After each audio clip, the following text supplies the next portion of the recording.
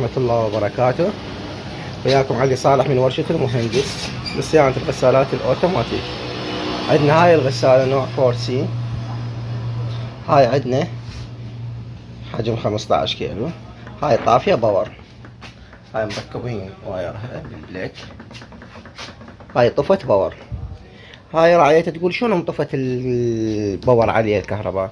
من بعد ما صلحنا الكارت قلت لكم هاي المقاومة انا هاي شديتها من انا لحمتها، ما لحمتها من ذيك الجهة. هاي المقاومة العطلانة هاي بدالها. وعندنا هذا المكثف انظار مكثف والمقاومة ثانية بدلناها. هذا المكثف والمقاومة احنا قلنا لكم حفرناها، بس انا ما لحمتها منها، لحمتها بالظهر الورا. هسه نشدها على الغسالة ونشوفها وياكم. هاي اخوان شديناها، هسه راح نشغل الكارت. الحمد لله اشتغل. خلينا نشوف الاوامر والبروسيسات. هاي استلمت. هسه نشوف الصمام. هاي حاليا قاعد تشتغل. هذا الكارت هسه يوقف على رقم معين يحدد المال.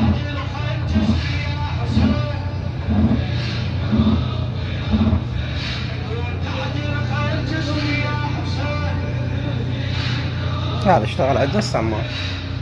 وهاي الرسالة كملت. اقفلها واجي وياكم واشوفكم. هاي اخوان هاي الفتحة اللي قصيناها وصلحناها. نرجع القطعة البلاستيك مالتها. وهذا عندي مسدس مال سيليكون نلحمها ونرجع هاي الصفحة. اكمل واجي. الرسالة بالمعد ما قفلناها وكملناها. هسه نشغلها وياكم. هسه راح نعطيها زر الغسيل يمين يسار. ها مثل ما تشوفون يمنى ويسرى. وهسه راح نعطيها الجفاف. هذا بس التجفيف. هسه شوف الحوض يفتر او ما يفتر. سحب عندنا الماغنيت البريك مثل ما تشوفون. ثواني ويفتر عندنا القدر مال التجفيف. هاي بداية التجفيف. الغسالة الحمد لله والشكر تمت صيانتها بعون الله.